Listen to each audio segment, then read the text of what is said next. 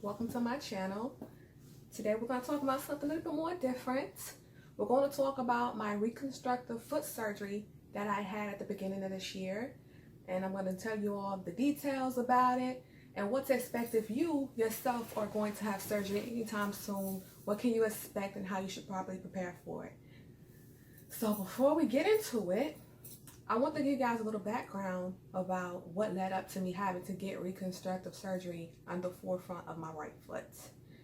So around the time last year of September, I started noticing some pains and discomfort, and I noticed my feet started looking a little bit different. Initially, I thought I had just, blisters on my feet on certain parts. I thought maybe my shoe was just irritating me along, the right side and the left side. And I did have blisters, but I noticed everything that I was doing to prevent them or get rid of them really wasn't working. It just felt like something was wrong. And this was all like end of summer of last year on up until I went and finally seen me a podiatrist. So I did jot down some notes because I wanted to stay on point. I didn't want to leave anything out that could help somebody else out, because my story, and oh my gosh, this was not the typical thing. There was really no story on YouTube. There was no video. There was no forum. There was nothing that I saw that could help me. So this video will be in 3 parts. So just bear with me. I have a lot to say, a lot to go over, a lot to cover. Those who know me personally have a lot of questions. So I will have all the pictures and any footage that I have and that I recorded during this time, or that my mother recorded and had too, because, I was a cashier for 4 years. I always have the receipts. I'm posting those throughout these videos so you can see exactly what things look like. So basically, all of this happened from the line of work that I was in. I was a picker at a warehouse, and we would typically work and walk about 15 miles a day, give or take a mile or two, on hard surfaces, concrete, things of that sort. And of course, all of that up and down the stairs, up and down the aisles, causes wear and tear on your feet. And I didn't really realize that.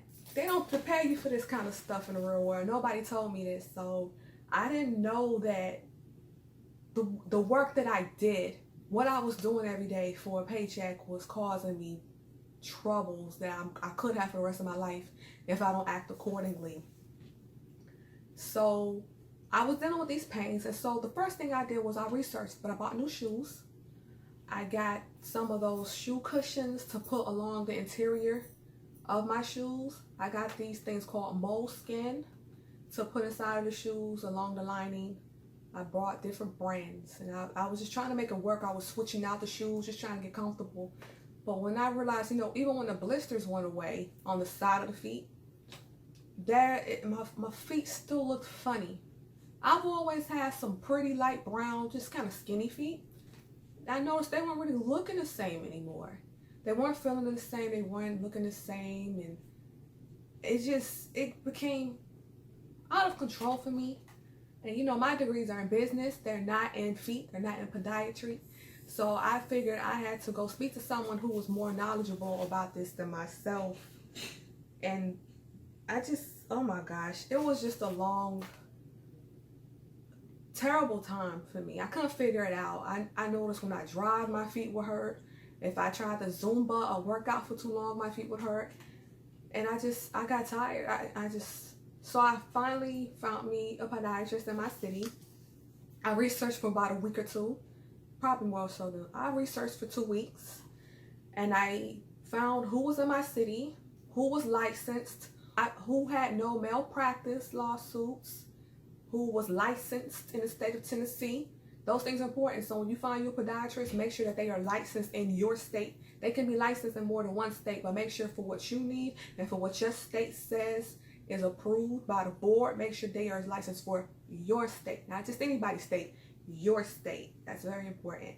So no malpractice, is licensed, 15 years in the game, I believe. I made sure I read up on him. I looked for social media pages. He don't know this, but I low-key stalked him a long time before I made an appointment. Came in around November. I met with him, I explained what was going on, and on site he looked at my feet and said, I said, what's And he basically just told me, you have a bunion, you have a bunionette, and you have early stage hammer toe. And I'm like, excuse me? I mean, I knew things were wrong with my feet, but I didn't know there was a myriad of things wrong with my feet, you know? So he goes in and he just looks at the feet on site. Mind you, when I first went in, I filled out all the paperwork, I did all of that. Boom, I'm in the lobby, they call me back. They take x-rays, extensive x-rays of both of my feet. So by the time he comes in, he's already looked at them, and he on site, he tells me that. And he said, you know what, you need some custom orthotics. We're gonna try to see if these things can alleviate. And I'm like, I'm in a lot of pain. I don't like the way they feel. My shoes hurt. He's like, get some wide toe box shoes. Very important, guys. Get you some wide toe box shoes. You probably should be wearing them anyway. If you work a lot on your feet, if you're athletic, or if you're a nurse and you're on your feet a lot, definitely get you some wide toe box shoes. Because when you're on your feet a lot, the friction of your feet and your shoe can not only cause the blisters, but they can cause bunions because of the pressure. Your feet swell when you're on them for too long, and it makes the shoe smaller than what it initially is because your feet are bigger. Makes sense? Okay. So when he told me this, he told me we were going to get me some custom orthotics made.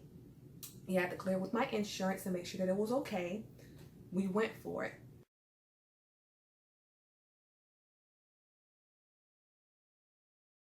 We made another appointment. You know, he gave me this information and he told me to get the shoes and to come back and see him in a couple of weeks, and I did. And luckily my insurance did cover it.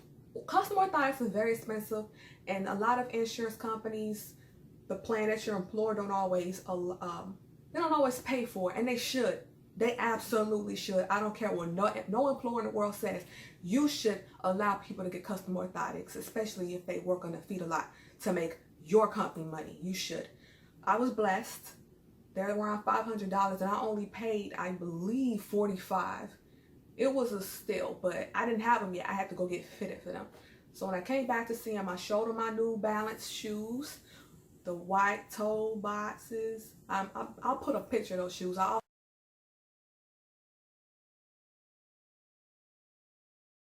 And I got the shoes. I was doing my homework. I already knew, though, my feet were not improving. And by the time I got the orthotics, I knew it was going to get worse because I'm still at my job. I'm still at this place that caused me to have these problems. I'm still there. So I knew I was going to have surgery. According to all of my research, all the things that I did, I knew that surgery was like the last resort, but I just knew. Sometimes you just know. You just know. So, of course, you know, we discussed it, and it was a chain of events, and he said there's, you know, a sequence of events that has to happen before we get to surgery, and we've got to try all of them legally to make sure that we've exhausted all possibilities. And, you know, I was for it. I understand the legalities of the situation, but I already knew. So as time went on, I kept coming to see him, and the orthotics, I think they said it generally takes about 6 to 8 weeks for them to be made, fitted, and shipped back to the office. So in the meantime, I just did the best that I could do, carrying on with my life, working, preparing, trying to make my feet more comfortable. You know, I had got the wide toe box shoes. I was making preparations, and then I started to educate myself a lot more. And I started, this is like a quick study for academia. I started heavily reading about feet. Let you guys see that. And I got this off of Amazon, actually. And I just started reading about feet, about metatarsals, about muscle groups, about arches. I just got heavily involved in this. I started going into the science of it. I wanted to understand, why are my feet feeling like this, you know? Because, you know, when I was a child, a very smart woman on Players Club told me, don't trust nobody's research but your own. And so I never do. I always go above and beyond to make sure that I'm okay, and that what people are telling me is the real deal. So I did a lot of research, and I knew. I kind of already started seeing what type of medical leave my job had, how long I could be gone. I knew. Sometimes you just know. But I went through the process. And unfortunately, my job, you know, in December, that is the busiest time of the year, you know, for Christmas. So we were going to be on 60 hours for 5 to 6 weeks. So pretty much from like Thanksgiving on to New Year's, it's hell. It's just hell. and you can't take time off because it's like a blackout period there. And I was so concerned because I was like, this is gonna make it worse for me. This is not gonna be good. I'm already supposed to be not doing overtime anymore. I'm not supposed to be on my feet, but going for 60 hours a week for 5 to 6 weeks is probably going to kill me. And I don't even have my custom orthotics. So I had Dr. Scholl's, but my doctor's like, Dr. Scholl's can't help you for what you do at your job every day. So it was kind of like a lost cause, but I did what I could, and I was right. Those 60 hours killed me. Because I was a problem solver at my job. So I was up and down stairs all day. I was up and down aisles. Oh my God. Sometimes I look at Garmin VivoFit and I look at the numbers of the steps. I remember when they said 26,000. I was like, are you serious? How do you get 20,000 steps? How do you get 20,000 steps on those hard surfaces? And so that's when it really, any negative feelings I had with my arches, with my feet, this is really what broke it. This was like the last straw. All the research I did, all the preparation, this was it. Those 5 to 6 weeks on those hard surfaces was awful. I normally take off, the rest of the year off. Because I always say my PTO, and PTO is basically use it or lose it. So I took some days off after Christmas to try to just, regroup, relax, give my feet a break. My daughter thought it was a great idea as well. I didn't even get to enjoy it. I was okay Christmas Day, but the days after Christmas, oh my God, I thought I was gonna die. I thought I was gonna die. My arches were through. I didn't really realize it was the arches at first. I knew the feet hurt. I didn't realize that it was just the arches had probably just collapsed, just gave up. I could not walk. I could not walk. My mother, she knew I was having feet issues. Anybody that knew me knew I was having foot issues for a minute. A good 6 months at this point. Like, it was avalanching on down. So they knew at this point. They knew that it was not looking good for me. They knew that it was pestering me. It was getting on my nerves. I was in a lot of pain. My mother had brought me some new memory foam wide toe box house slippers. I'm thankful for those. They helped out a lot as well. But I could not walk those days. I couldn't work out. I couldn't do nothing. And I was so worried. I was like, oh God, I can't do my Zumba. I can't work out. But I just stayed off my feet. Had I known better, I would have known what was going on, and I would have been soaking them and trying to strengthen the muscle in my arches back. Because by the time that I went back to my next appointment, which I actually had to call them. I was in so much pain. I'm like, look, I can't even go to work tomorrow. I need some help. Are my custom orthotics in yet? And they're like, yeah, but you gotta make an appointment. And it made me so mad. Finally got the freaking appointment because I had to take 2 additional days off that were not initially planned. I had to use vacation time for that real quick. I did that, and I finally came in, and once I put those insoles in, oh my gosh, the relief. And I told him, like, my arches are killing me. Then he tells me, now he want to tell me, you have plantar fasciitis.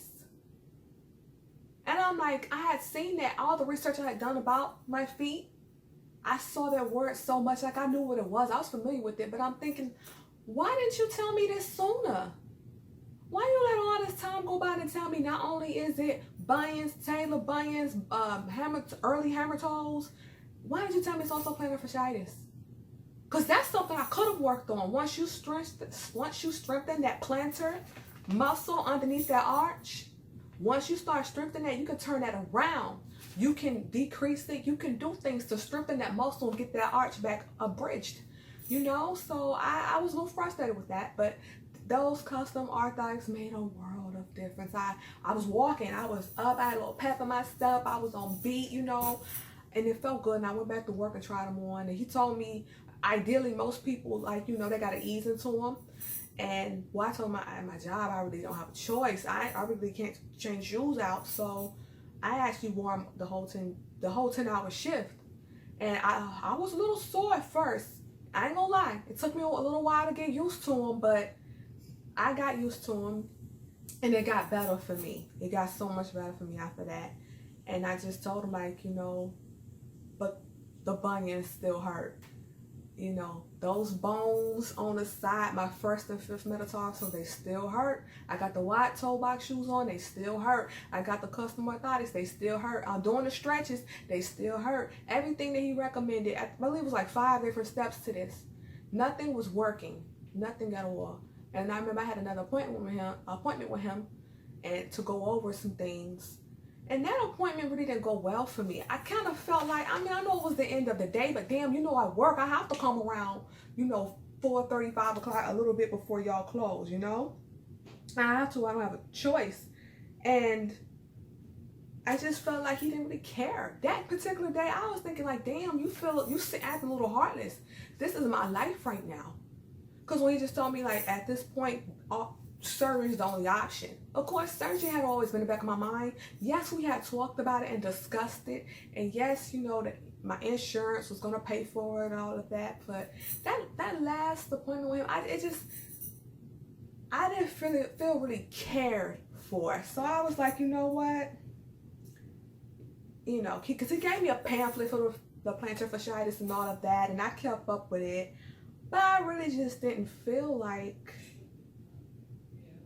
I don't know. I didn't feel comforted. I didn't feel like he cared. This is my life. You understand what I'm saying? Surgery is such a serious and final thing. And he was like, well, why don't you just think about it to come back? And then he got up and left. I'm like, damn, really? Okay, whatever. Whatever, it's fine. And so I was like, you know what? I'm going to give me a second opinion because I have researched him. He has no malpractices.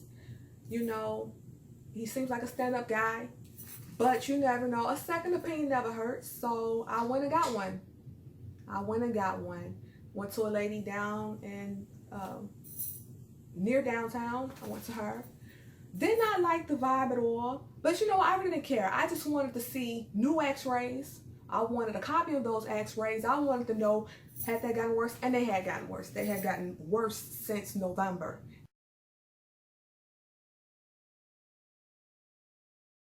It was now February of 2018, and the feet had gotten worse, especially the right foot. My right foot, its symptoms are worse than the left foot. I guess maybe because I'm more right-sided oriented than left, but I mean, who knows? So I got the second opinion, and she pretty much said everything that I said, or everything my doctor had said. So it was really no secrets about anything, and I got my x-rays and got my diagnosis.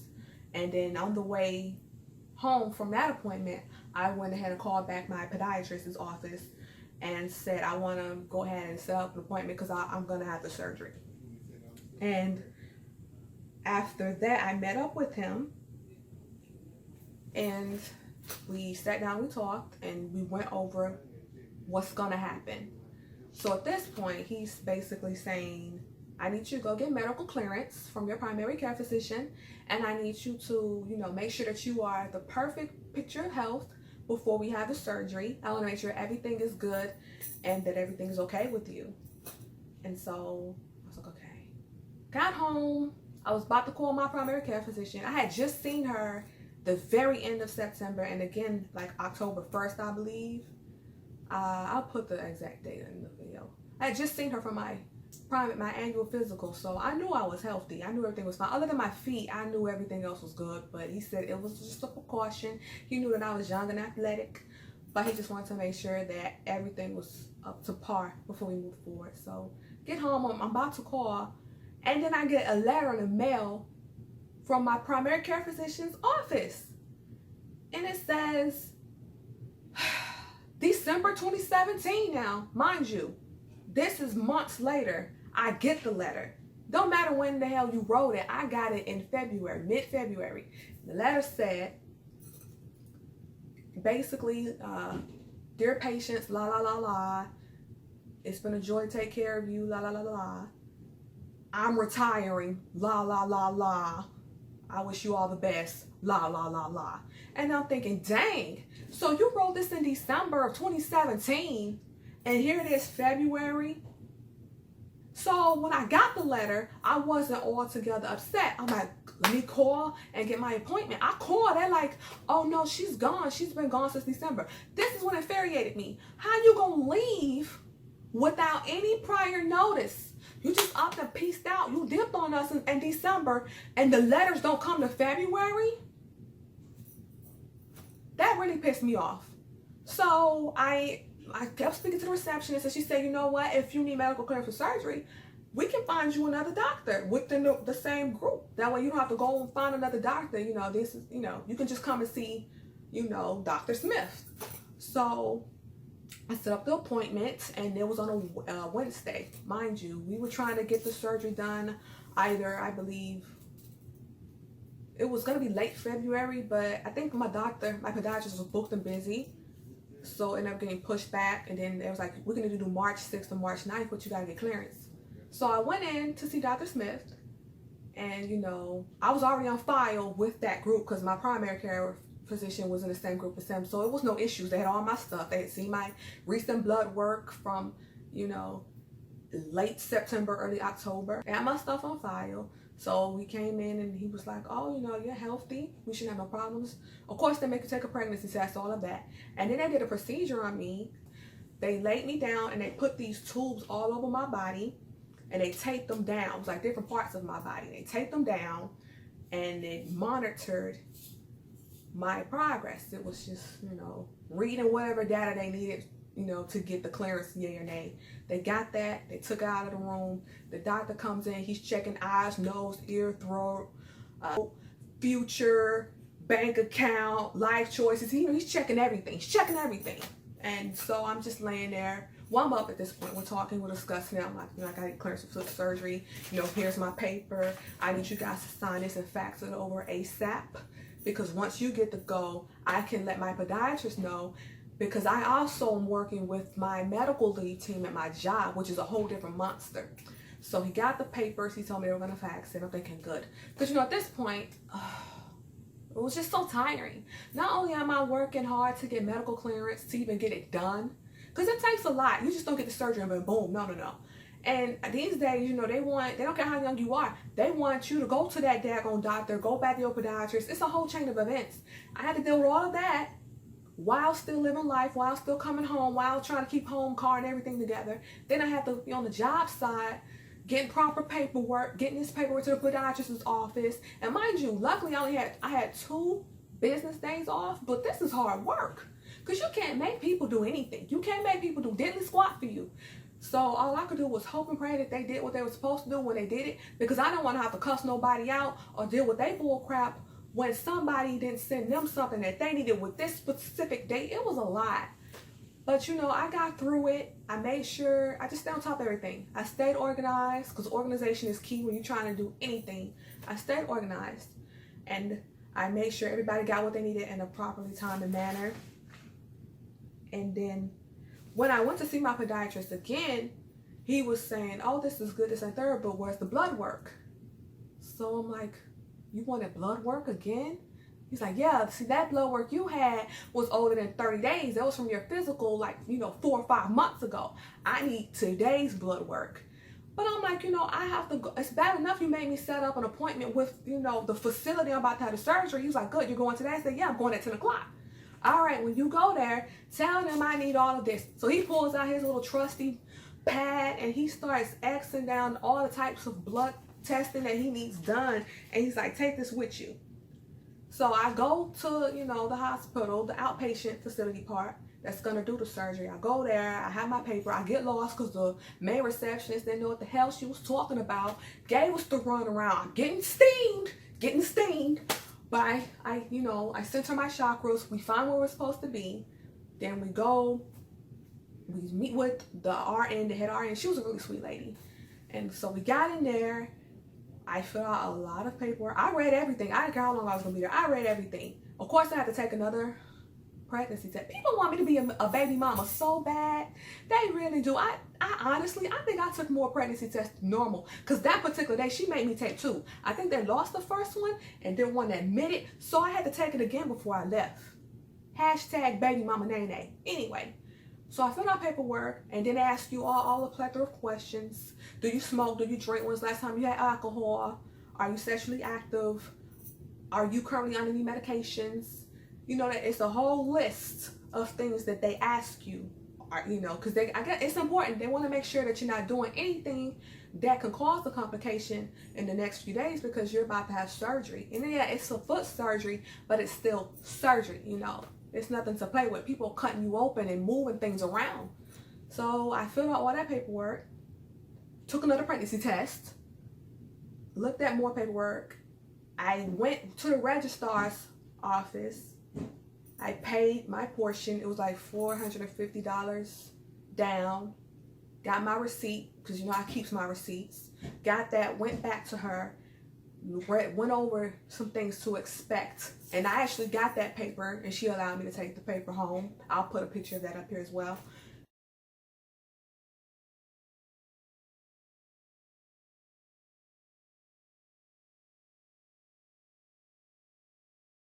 And it basically said things like, you know, do not eat after midnight prior to the day of surgery. Take your earrings out, no makeup, no jewelry.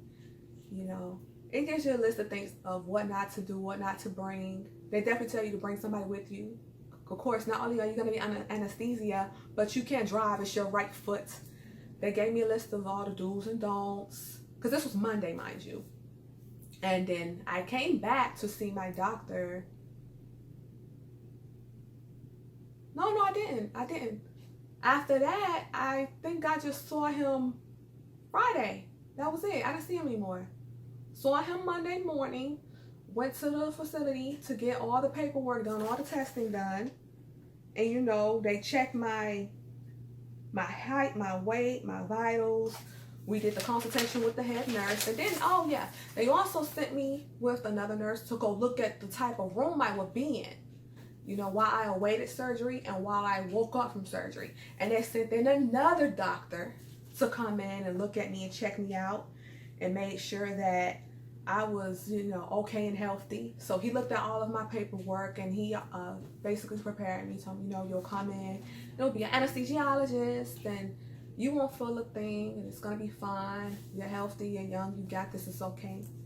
So at that point, all the paperwork got sent in, and then I came home and I remember my knee scooter was already here. I ordered my knee scooter from Amazon as well. I had already ordered that probably a week or two to come into the facility to even get clearance and to get set up and to get the down payment and things of that sort. So that was already under go.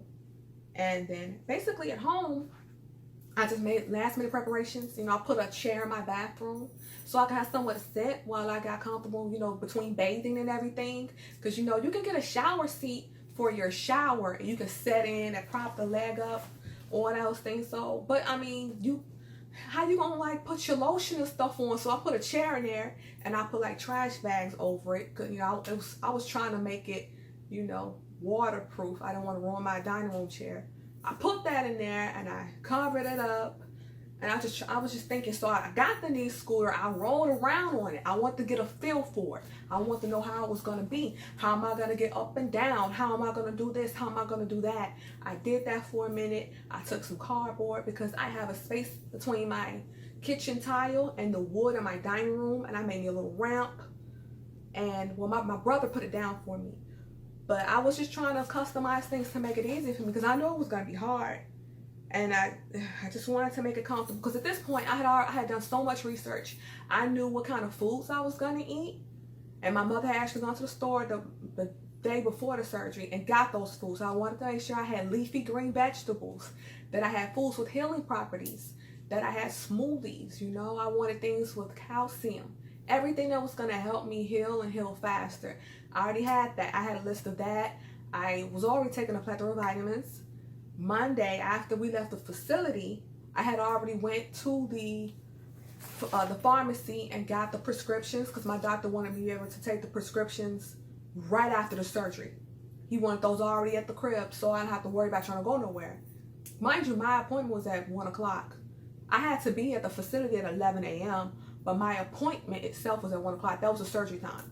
So he was like, yeah, it might go later than normal. I want that stuff already at home. As soon as you get home from the surgery, I want you to take a nausea pill and I want you to take a pain pill. I don't want you feeling any type of pain. The first week is going to be the roughest week. The first few days is going to be You know, it's going to be the hardest to get through. And I don't want you feeling that because you didn't take your pills on time. So that was already at home. I had already done research about the foods I had to eat. I had my mother some of my niece scooter. I had all of that done.